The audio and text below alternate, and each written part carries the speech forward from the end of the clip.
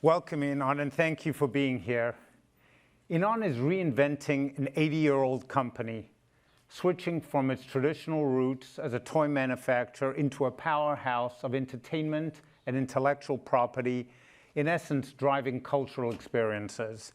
He has a background that spans media, entertainment, digital, and he's bringing a unique perspective to the world of play, and he's leading this great American icon, Mattel, into a new era, captivating new audiences and new generations. Thank you for being with us here today, Ynon. Thank you for inviting me.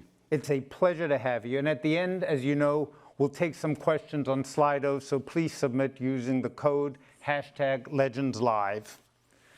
Before we get too serious, Ynon, a question that I've often asked myself, should the need occur, how did you feel the first time you knew Will Ferrell was going to play you in the Barbie movie?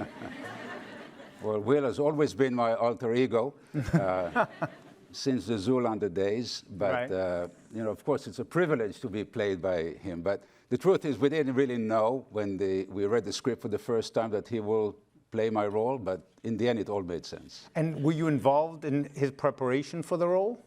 Or did you just let it happen and sit back? No, we let it happen. We trusted the creative process, and we let it happen. Well, we're going to come back to the creative process, but obviously Mattel is known for Uno, so let's have a little fun.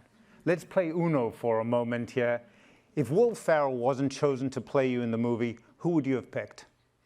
Well, this is a moment where you actually pull this card, which is pass.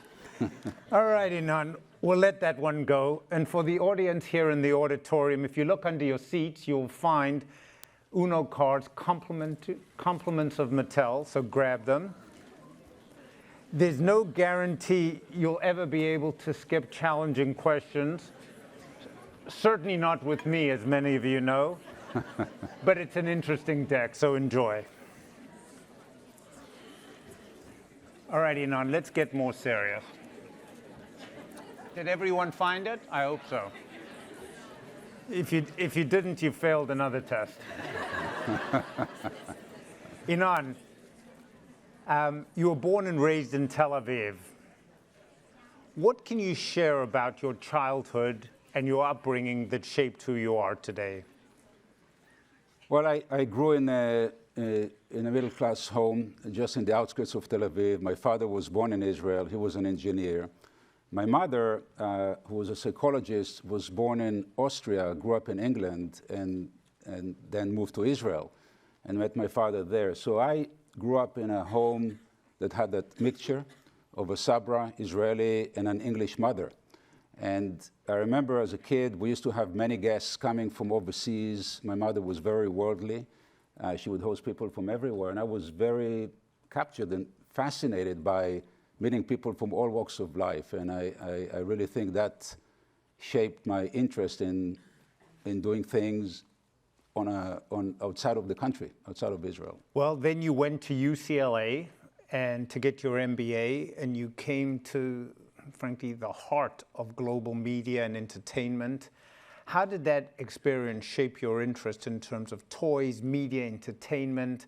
Because those have been consistent in your career for the many years that I've known you. What impact did that MBA have, and being in the town where it just bleeds Hollywood?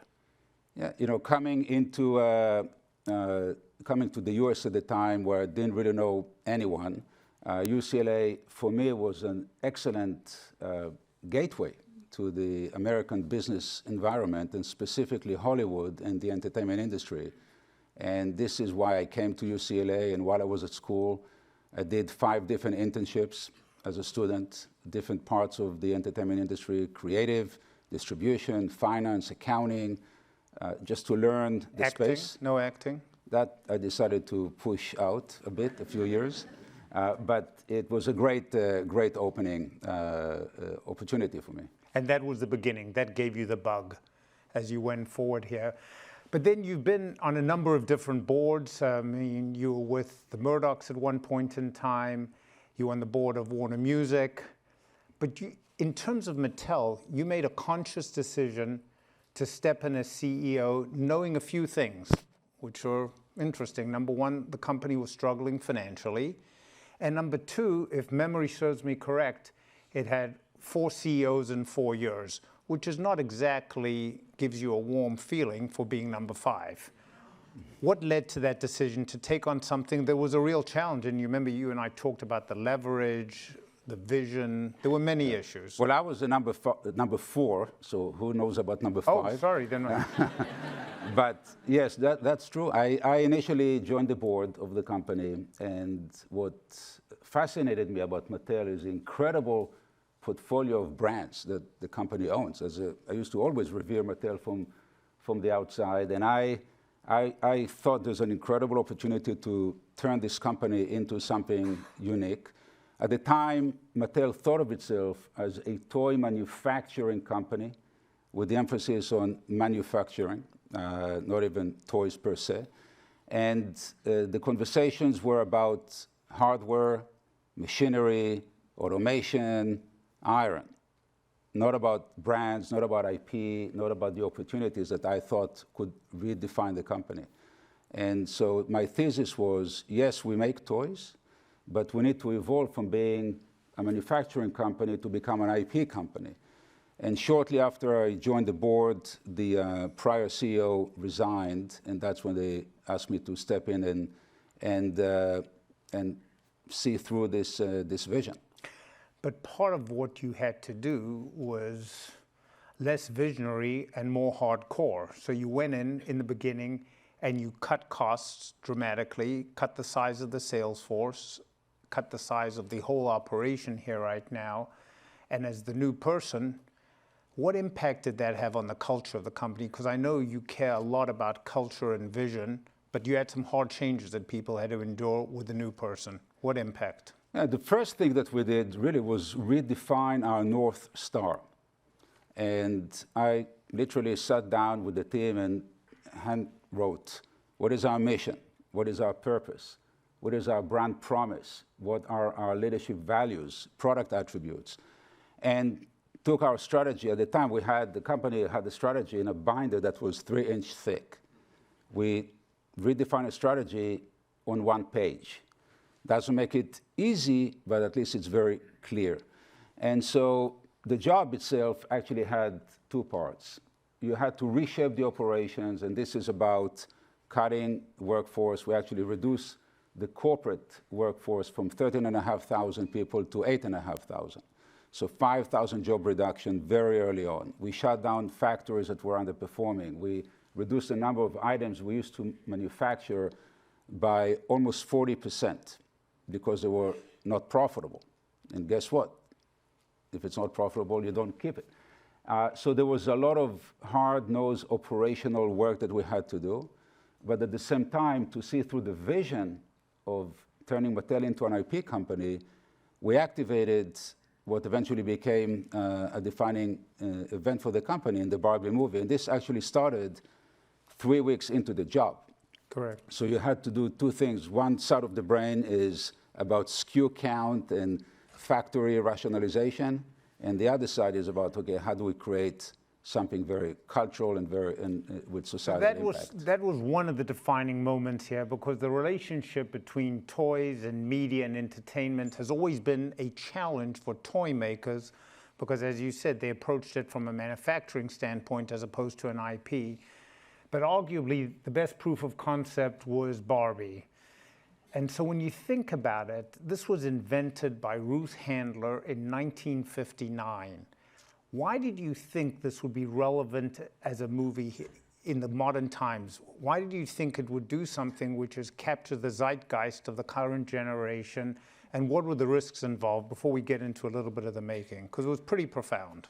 Yeah, so the question I asked at the time, in order to manifest the strategy, was to do it, make it complicated. The idea was to do something difficult and challenging. So the question was, what is our most complicated brand? And of course, it's Barbie. And then, okay, how do you make it even more complicated? And that, let's make it a live action movie rather than an animated movie. And the idea was to make a statement. It was never about making a movie. It was not a movie that was designed to sell toys, and it wasn't even about making a Hollywood movie. It was from the very beginning was about creating a cultural event, a societal moment. Because to redefine what Mattel is, you had to do something that will break convention and reinvent the company and reinvent the brand. Barbie is so much more than a doll. Barbie is a pop culture icon. Now, it had issues along the way, but in order to address those issues, you have to face them and put them on the table and then address them and redefine the way people think and imagine the brand. So then, one of the key choices was getting the writer-director Greta Gerwig's involvement. And from everything I've been told and you and I have discussed, her involvement and her leadership was a huge, huge factor in this. Before we get to the partnership that you did, why was she the right choice for the script? Because it was a complicated script. It was not simple. Right. We wanted to break convention and do something wholly original. So it could have never been a traditional, tried and tested director, and there are many great directors out there, but it had to be something different and original. Greta at the time was a 35-year-old director who never made a large commercial movie, but she made smaller movies, low-budget movies that were excellent, and always had her finger on the pulse. And you could tell how creative and inventive she is. She's a true auteur. She's a true creator and an extreme collaborator. And from the very beginning, you could tell that she is someone who can rally the team. She would have a vision and create something that will be different, special, creative, and stand out in a crowded marketplace. We didn't really know, and we didn't really know what she will come up with. But we knew it will be original and it will be quality. But that then gets into the second part of my question, which is this partnership between Mattel, Greta, Margot Robbie, and Warner Brothers. How did this all come about? Because everyone played a key role in that. As we all remember, during that period of time, pink was the color around the world. But this was a very planned exercise at every step of the way. How did that happen? Yeah, I even saw some people wearing pink today as well. So this is nice to see. But the way, the way it evolved is when we said, okay, this will be a live action movie, there was only one person that could play the role. So I reached out to Margot early through her agent. We met. We had a meeting of the mind right away about creating something special and original. We took this to Warner Brothers, and then we brought Greta. So Margot was first. Margot was first, and it was actually her suggestion to bring Greta to the project. And for us, of course, we own the brand, we own the IP. We always had full control of the process, but it never got to that. You never had to exercise control. This is not about control. It's not about approval. It's about trust. And so we created an environment where people trusted each other. Warner Brothers played a key role, and the credit to them is that when we came to pitch the project, the concept was Barbie and Margot Robbie. That's the pitch. There's no script. There's no story. No Will Ferrell. I mean. And and they saw it. They saw it, and then Greta came and she wrote this script, and it became a great partnership. So, before we get to some of the other brands, what made it so successful at the end of the day? Was it touching a nerve? Why do you think, when you step back, what made it a cultural phenomenon? It's a combination of two things, and this is really the essence of the strategy. At the foundation is the brand. It starts with a very strong brand that people know, that people have a relationship with. And then it's about creating quality product that will touch culture and be original and stand out in a crowded market, in a world where everybody is looking for, competing for share of mind. The quality of the product is paramount. You cannot compromise on that. You cannot cut corners. You cannot fake it. It has to be quality, authentic creation, experience that will be connected to a very strong brand that is foundational to how people think about the experience. Because if you took the same script, the same cast, the same director, the same budget, the studio, everything the same, but the movie was called Susie after a doll called Susie. What would have happened? Right. And probably we wouldn't be able to attract the talent to begin with. But it's not enough to make a movie and call it Barbie, especially in this day and age. So it's a combination, quality product and a strong, trusted brand, especially nowadays where the competition for share of mind and the importance of big brands, big known brands, is higher than ever. You know it, you represent some of the biggest companies in entertainment. Yep. The game is all about big brands, big franchises that everybody knows. Every major transaction, every major M&A, partnership, relationship is about big brands that people know. And the holy grail is to create an event that becomes cultural, societal, where people care about the product at an emotional level. This is not about selling movie tickets and people come and go into the theater and go home and forget about the experience. It's about creating a lasting memory, an event that people look up and anticipate to be part of and engage at an emotional level. But you have an extensive portfolio of other iconic brands that go back to, our parents and in some cases grandparents, Hot Wheels, Matchbox, American Girl. We just had Uno here, Fisher-Price. When you think about this major success on Barbie, which was very special, you remember the launch weekend at the same time as the building of an atomic bomb, which was sort of an interesting juxtaposition. How do you prioritize which of the IP that you have to develop and expand into new opportunities? And what's next from your side? Yeah, this is the right question. Barbie was in some ways a case study or a showcase of the potential and the IP strategy that we've embarked on. The company owns an incredible portfolio of assets that span generations, different genres, different demographics, different experiences. And the opportunity that we see is to take what we do in the toy aisle, and toys is important in that this is where we begin our journey. Yep. Toys to Mattel is what Parks is to Disney. Disney used to own animated characters, developed a Parks business, and bought Cap Cities, ABC, ESPN, Pixar, Marvel, Lucas, Fox, and Parks is still their biggest business.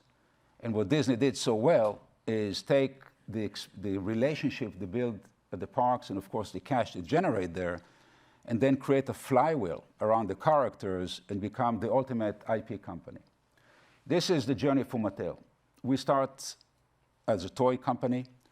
What's interesting about toys is that toys are tactile. You touch the product. You hug the product. Our brands are aspirational. They're inspirational. And people who buy our product are not just consumers, they are fans that have an emotional relationship with what we do.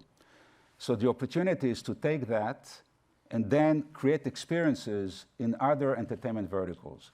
Film, television, location-based entertainment, parks, digital games, mobile games, video games, and live events, and thereby creating a holistic experience and become a family entertainment company.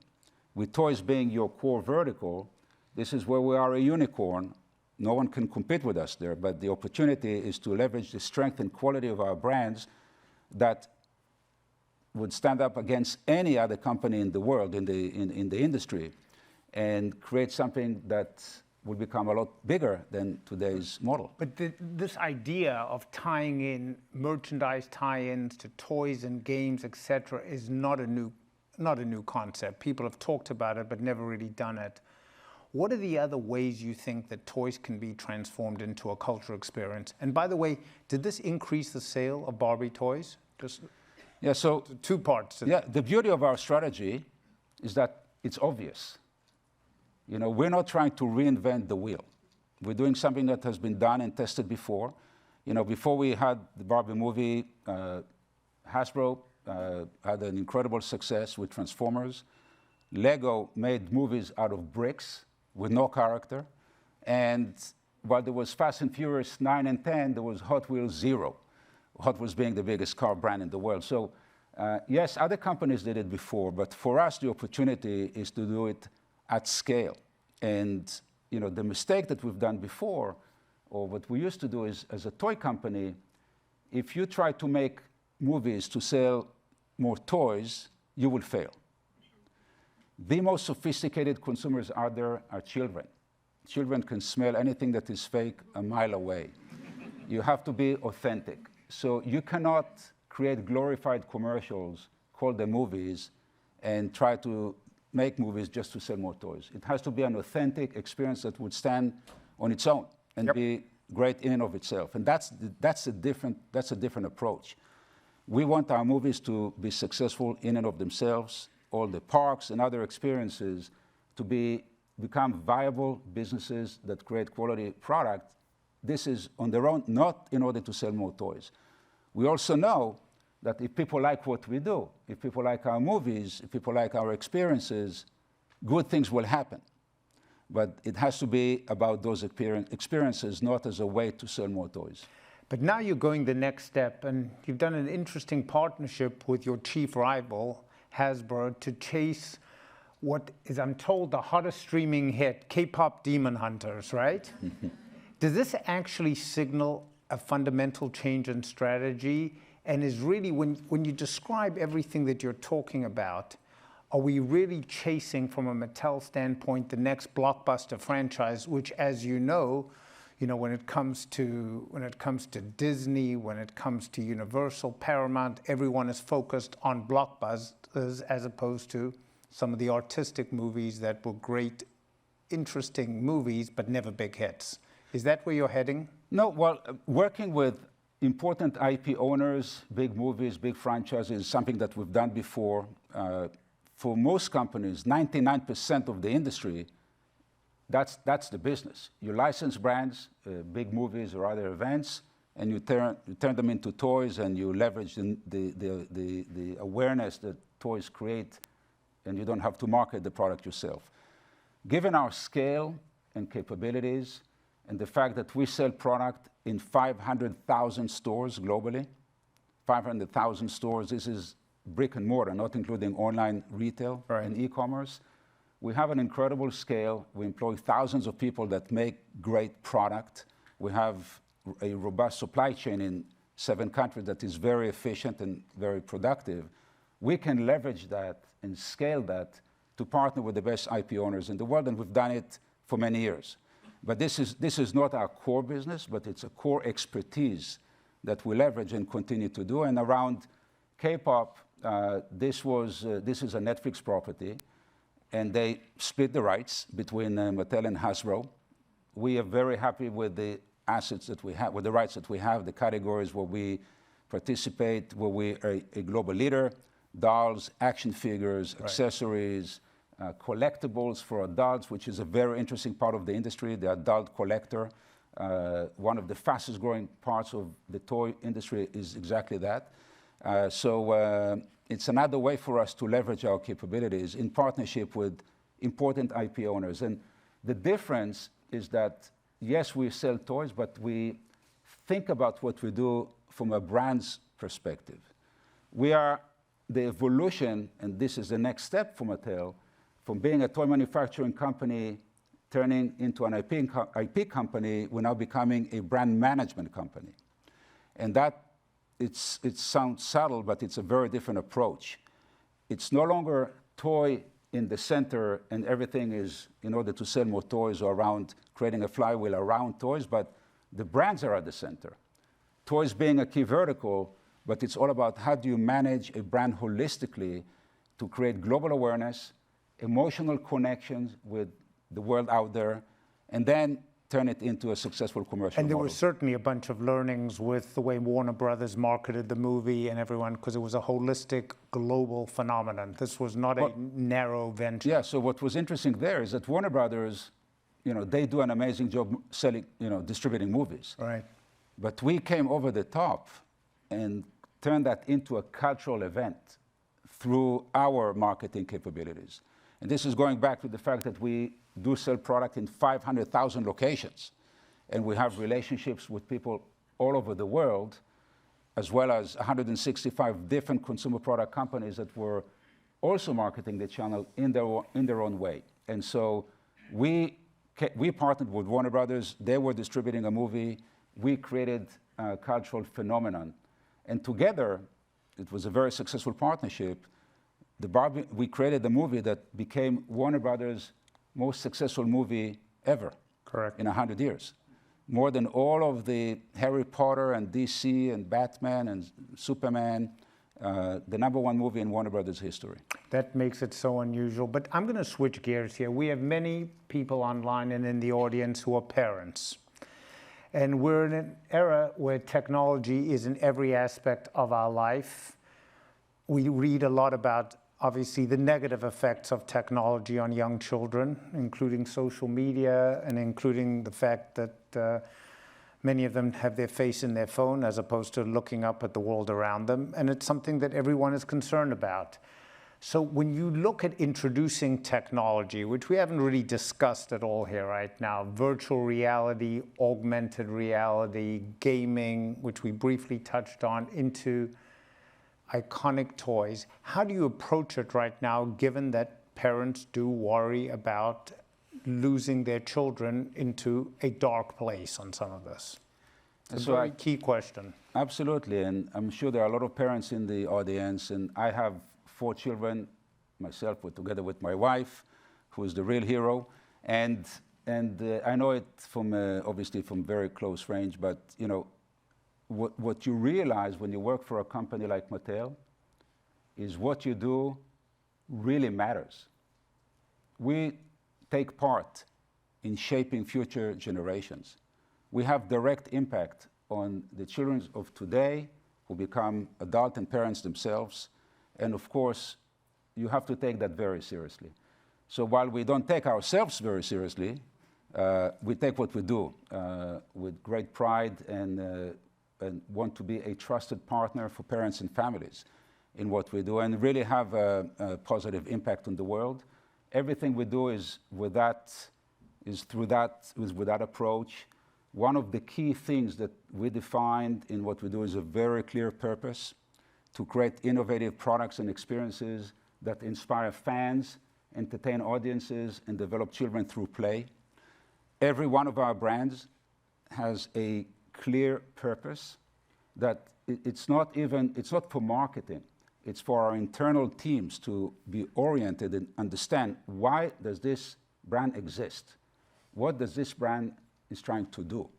And you know, there's so many cultural moments around Barbie, whether it's celebrating the Barbie with a type 1 diabetes to turn that or raise awareness for things like that, or inspiring children to challenge convention, with challenge accepted, that is the Hot Wheels motto, or create girls with strong characters around American Girl. So every one of our brand has a clear purpose to do something positive. And that is how we think about the journey for each of these brands. And we take that very seriously. And do you see that, but when you look at virtual reality, augmented reality, et cetera, it's obviously the cutting edge of many things, but you also have to be careful that, again, children are not lost into a dark place. That's right. How do you think about those key technology aspects in terms of everything you just said? Well, this is what we do. This is our job, to find that golden path and take brands that are timeless, make them timely, make them relevant, make them current.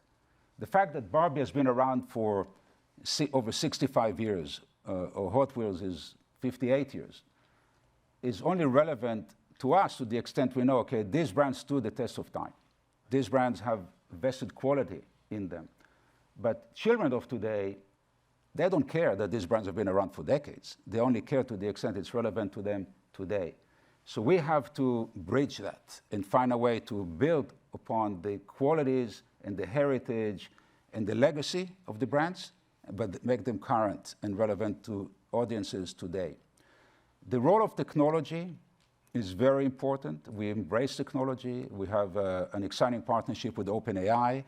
Technology is an enabler, is a way to amplify, improve how you do things, imagine new forms of play. But ultimately, it's about the quality of the experience and having trusted brands. What we're seeing is that the toy industry, the physical toy industry, is growing. It's been growing for 22 out of the last 25 years. Physical product. This is in a world of, think what happened over the last 25 years. Right. With the growth of course, mobile telephones were invented and became what they are today, and tablets and screen time, and with all of that, social media, physical toys are growing. The industry is growing both in price and units. And so, and as you mentioned, for the reason you talk about, parents care about physical experiences. It can't be all virtual.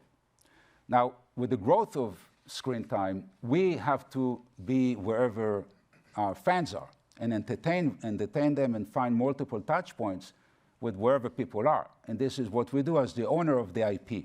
If you just license the rights to make toys, you can only go so far. But as the owner of the underlying rights, we can be wherever people are. With, again, physical product as a key mainstay. This is where we begin the journey. It's a large industry. It's over $100 billion. It's growing. When things work, it's a great place to be. When things don't work well, it's not a great place to be. But ultimately, if you run a successful company, it's a great place. We're going to come back to one of those issues in a minute. By the way, on a personal level, have your 4 children influenced any of your decisions vis-a-vis what we've discussed here today? Do you get input back from them? You can only imagine. With 3 girls and a boy, of course, they always have an opinion. I'll never forget, shortly after I joined Mattel, our second daughter, Ili, who was 13 at the time, came and said, "Abba, is there pay equity at Mattel?" I said, "Actually, yes, there is. I checked, and there is." I said, "How do you know for sure?" I said, "I know. I asked, and that's what we have. But maybe they didn't tell you the truth. Maybe you should really look into it." I said, "You know what? Why don't you look into it?" And I put her in touch with our head of HR, global head of HR.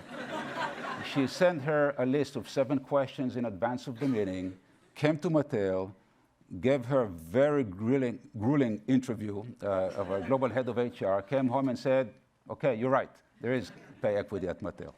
So, as I said, our children of today are very perceptive, very sophisticated, and can smell anything that is not authentic a very long way away. So that's why you can't fake it, you can't cut corners, and you have to be true to your mission. So before we get to a few personal questions and then turn to the audience, obviously tariffs have been a major part of the discussion here that's gone on for many businesses around the world. What's the impact, do you think, it's going to have on the company here and potentially on Christmas shopping as you go forward, given that this is the foundation of any parent's giving over Christmas and over the holiday season? Yeah, tariff clearly introduced uncertainty into the marketplace. At first, it was about how will it impact cost. Then it was about cost of product. Then it was about how will it impact consumer demand if people or companies raise prices to address the cost of tariffs. Then it became about retailers pushing decisions to the very back end of the year, just postponing orders in order to see the way things would pan out in the marketplace. But what we've seen in the toy industry as a whole, and especially with Mattel, is that consumer demand at point of sales, at retail, in other words, people buying product at retail has been up in the US and around the world. And now retailers are accelerating their orders in order to meet consumer demand heading into the holidays. And so it's been an ongoing journey. For Mattel, what we've done over the last few years is rebalance and diversify our manufacturing footprint. At the start, we used to make 80 to 85% of our product in China. And we proactively been rebalancing that across 7 different countries so that you're not dependent on any one country. This is not about China per se. It's about diversification and having a balanced supply chain system.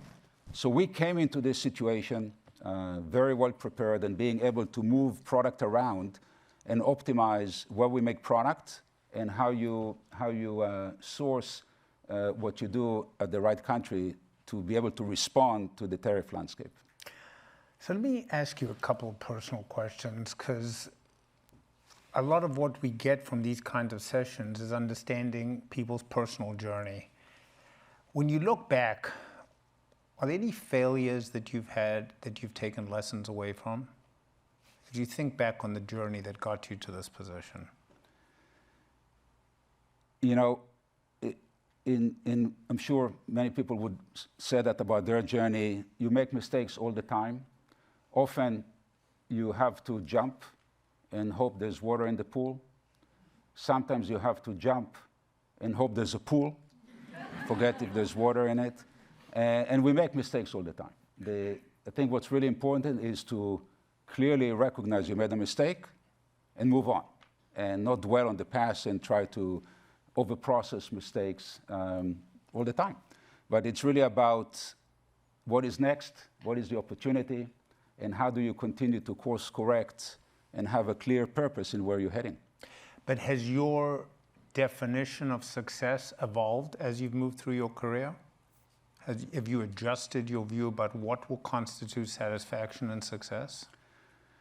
You know, I would say that, you know, with all the companies I've been involved with, there were entertainment media companies that had people consuming, watching, engaging with what we do globally.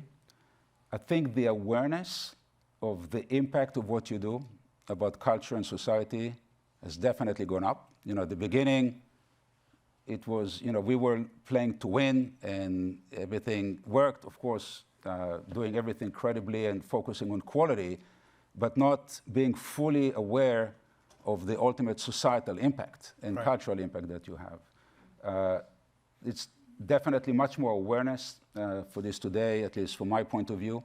The world also evolved, but I would say recognizing that what you do really matters and impacts people, and you have a part in shaping future generation, is definitely taking center stage for me and how I think about my job. You know, we're in an industry here with this audience and all our people around the world where mentorship is important. At the end of the day, you can have AI and technology, but it's a people business. And all of us have had many influential mentors. Along the way, are there any people that had that mentorship impact in terms of your leadership style, especially in the world of media where there are some larger-than-life figures that you and I know? Anyone impact you? Yes, I would say at the beginning of my career, Chaim Saban was very influential on my outlook and my perspective. He created the Power Rangers. When we met, he was not as successful as he became. And even though he's Israeli originally, there was no Israeli connection in the beginning. We were introduced through an American friend. In Israel, you know, as you know, there's always 2 degrees of separation. It was not about that. It was an American colleague that connected us. We spoke English in the beginning, and I really learned a lot from him. I always say that I got my BA in Tel Aviv University, my MBA at UCLA, and my PhD with Chaim Saban. And the other person who shaped my outlook is my mother, who, as I said, was a psychologist, but had a very unique perspective on life and taught me a few lessons that I carry with me today. Well, look, thank you for that. Ynon, it's been a pleasure having this conversation with you, but I'd now like to turn to the audience and see if we can get a few questions and see if I can actually see. Yeah, I can never see anything. Anyone from the questions? Anyone with a question in the audience, and then we can go to Slido as well. In the audience? I can't see. Is anyone there? There's some here. Oh. On the screen. There's one right here. Thanks, Jen. Thank you for that.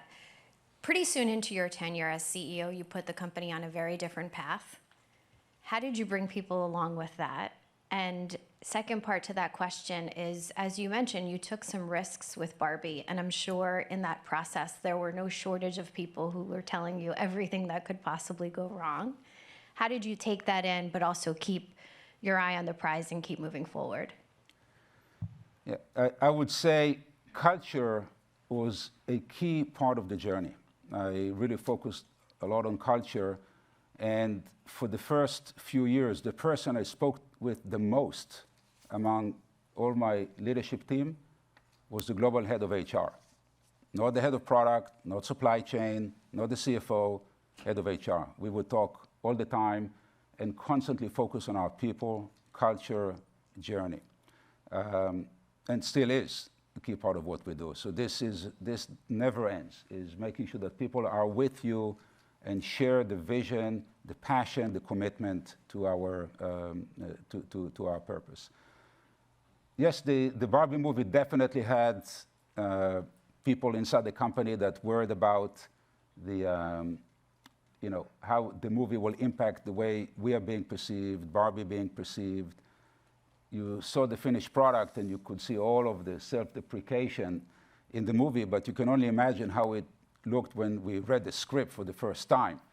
And Barbie is fascist, Mattel is the worst in corporate America, and I am a chauvinist buffoon. How will all of that be taken? But I always trusted Greta. I trusted her creative vision. And you have to be comfortable living in the abstract and not knowing exactly how the movie will come out, but trusting people, trusting the creative process. And of course, being we were there. I saw how she works. I went to the set 5 times myself personally. Robbie Brenner, the head of Mattel Films, was on the set all the time. So it's not that she ran away and we hope for the best, but you trust, you amplify, and when we got the script, people said, we're never going to let it happen, right? And my thought was, not only we're going to let it happen, it's what we want. We'll embrace it and amplify it and turn it into what it became. Thank you. Let me turn to, we have many, many questions on Slido in limited time. Let me ask the obvious question, which I've got 5 of here, and that is, how are you planning on using AI in the design, production, and vision of new toys? You and I discussed it before. Everyone here is discussing it every day. What kind of impact are you thinking about in terms of design and production? Yeah, we think about AI in 2 ways. It's about how do we do what we do faster, better, more ideations, have better tools for our creative people. So technology in that regard is an enabler of creative people to do what they do even better.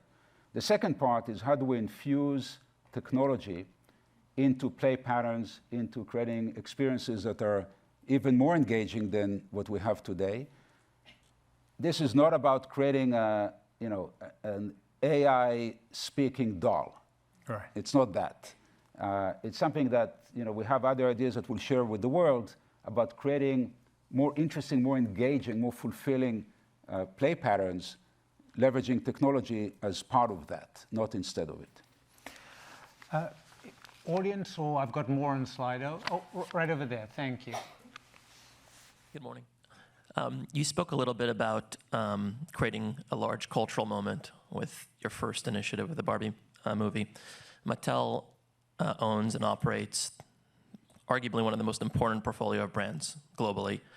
And I find it interesting, I'm Israeli as well, and Judd Zabersky, your counterpart at Jazzwares, is Israeli. How important is having a global outlook, and how has your upbringing shaped the way you think about business, and more importantly, what do you think about consumer preferences in the US versus the rest of the world as it pertains to toys and brands? Yeah, everything that we do is global. We sell product all over the world. And it is interesting that, of course, different cultures have different preferences, and some products do better than other in different markets. But that's part of managing a portfolio. We have people on the ground that understand their audience, their consumers, their landscape, their competitive environment, and we do what we do to create the best experience for people. But ultimately, people are people, and there are very common themes about what drives people, what matters in the world, and kids are kids. So there are many common themes that are the same, but ultimately it's about finding ways to localize and create experiences, being sensitive to different cultures, different environments, and how you reach and engage fans in different countries. So let me switch back to Slido, because there's so many interesting ones here. I'm trying to figure my way through it.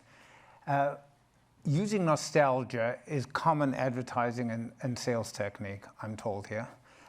My friend's son had brought a Hot Wheels themed birthday party. That's what he wanted. And it was hard to tell if the kids or the dads enjoyed it more. At Mattel, is there any desire to tap into that? It actually relates back to what you said about collectibles a moment ago. Or is the preference more around moving into the future rather than the remaking of the past?